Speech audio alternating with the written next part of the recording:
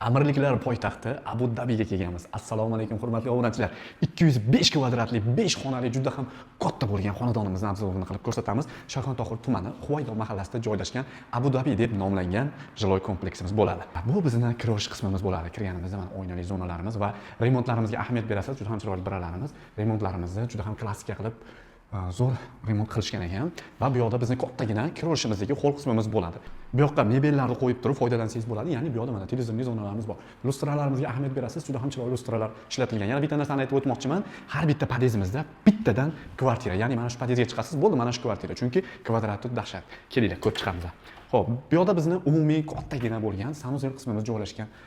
Hamma qulayliklarga ega. Bu yoqda esa bizning bitta spalni qismimiz keladi.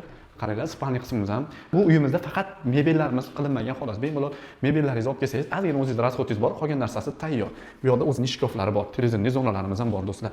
Xo'p, bu yoqda esa bu aynan xonamizning o'zining sanuzel qismi joylashgan. Va eshiklarimizga, bu uyimizda remontga shunaqangi ahamiyat beringki, chunki bir-biriga mos qilingan har bitta detali.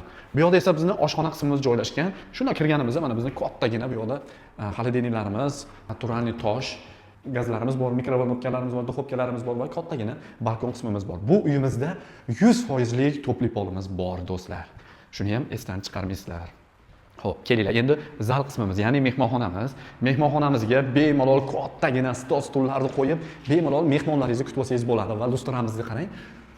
Mana shu uyda bezab turadigan kattagina lustralar o'rnatilgan. Topli pol bo'lishiga qaramasdan, mana bunaqa chiroyligina batareyalarimiz ham o'rnatilgan. Va kattagina bizning bu yoqda terrasa qismimiz, balkon qismimiz ham desak bo'ladi.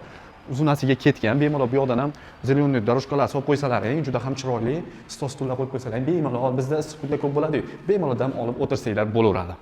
Xo'p, endi kelinglar sizlar bilan bolalar yotoqxonasiga kiramiz. Bolalar yotoqxonasida xo'p, ikkita divanimizga mana joyimiz o'rnatilgan. Xohlasanglar ikkita qiyla, xohlasanglar bitta katta qilib joylashtirib bersanglar bo'ladi.